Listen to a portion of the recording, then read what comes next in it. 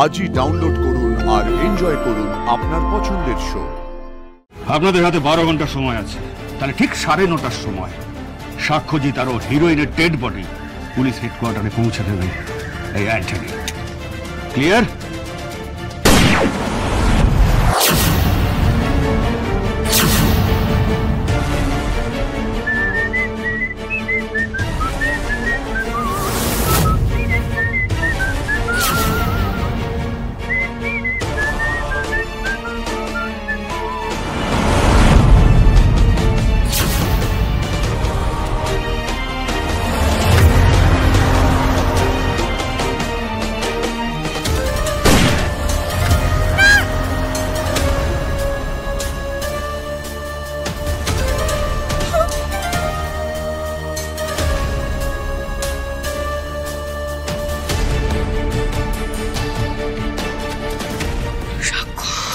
Officer, commissioner স্যারকে খবর দিন।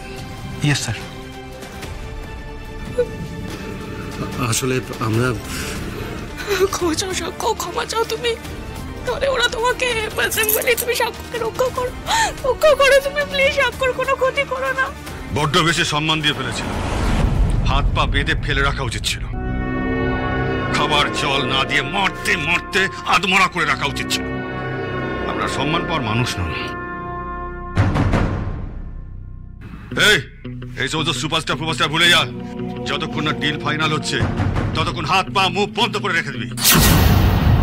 আমি যতক্ষণ না বলছি ততক্ষণ জল দিবি না। তোরা জানিয়ে যা করে ছাড়া আমাকে।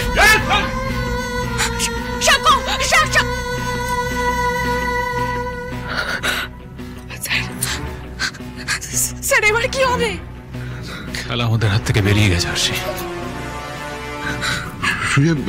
কি শুনছি আমি, সমর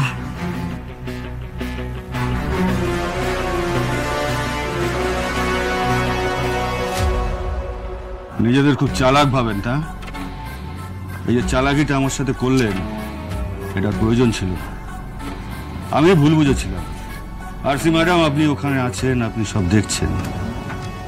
আপনার হাজবেন্ডের উপর মায়া নেই? যদি থাকতো তাহলে ডিপার্টমেন্টকে বোকামোটা করতে দিতেন না। যাকে ভুল যখন করেছেন তার শাস্তি তো হবেই। আগের 100 কোটির সাথে আরো 100 কোটি ফাইন চাপানো হলো আপনাদের ওপর।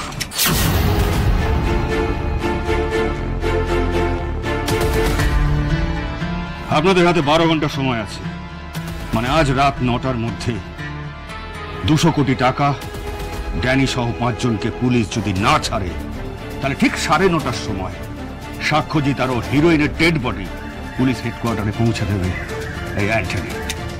ক্লিয়ার?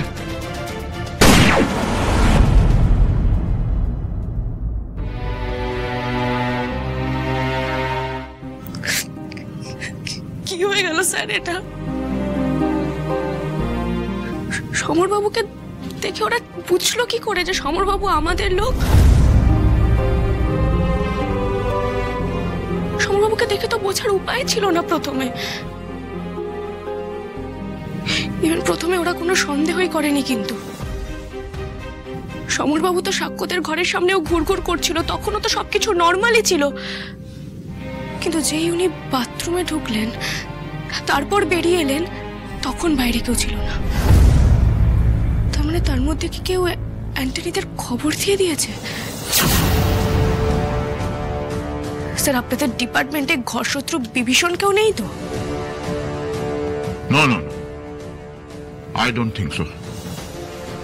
আসলে অ্যান্টনি একটা পাক্কা ক্রিমিনাল, ভয়ঙ্কর বুদ্ধিমান। না হলে কখনো এত বছর ধরে পুলিশের নজরের বাইরে এত বড় সাম্রাজ্য বিস্তার করতে পারে? দেখছো না যে ও যেখান থেকে ফোন করছে সেই ফোনটাকে পর্যন্ত আমরা ফেস করতে পারছি না। ওর এই ক্রিমিনাল মাইন্ডটাকে না আমরা একটু ক্যাজুয়ালি নিয়ে ফেলেছিলাম, জানো? না না আসি, তাই বলে তোমার কথা আমি ফেলে দিচ্ছি না। আর সুজয়, এরপর থেকে যে কোনো রকম মিটিং, অপারেশন, প্ল্যানিং যা করবে না কেন অত্যন্ত সিক্রেটলি করবে, ওকে? Yes sir. হয়তো আমাদের মধ্যে সিনসিয়ারিটির অভাব ছিল, সেই জন্য আমরা সময়ের মধ্যে নিজের ডেয়ারিং নির্ভীক পুলিশ অফিসারকে হারালাম।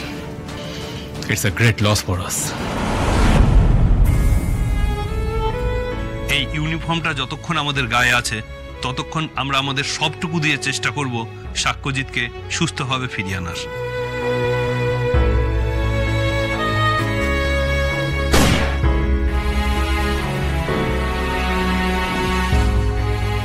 এখন আর কি করা যাবে সুজয়?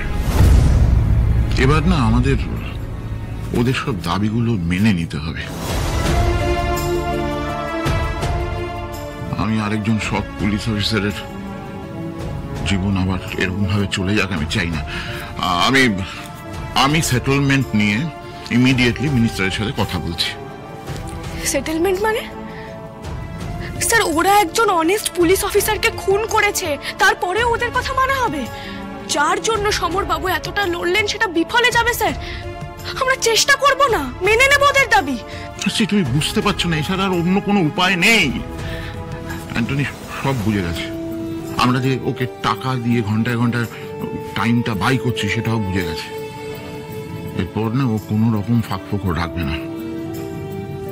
আর সেটেলমেন্ট ইমিডিয়েটলি না করলে সাক্ষ্যজিতেরও ভবিষ্যৎ ওই সমরের মতো হতে পারে। কিন্তু না স্যার, আমি আর কোনো রিস্ক নিতে পারছি না। ওকে,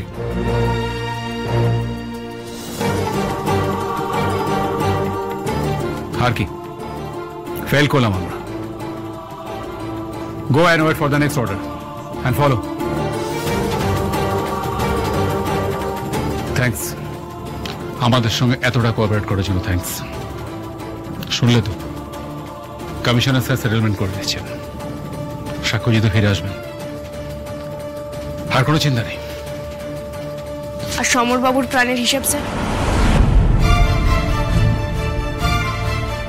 পুলিশের ডিউটি তো সাধারণ মানুষের জন্য প্রাণ দেয়া। সমরও দিল।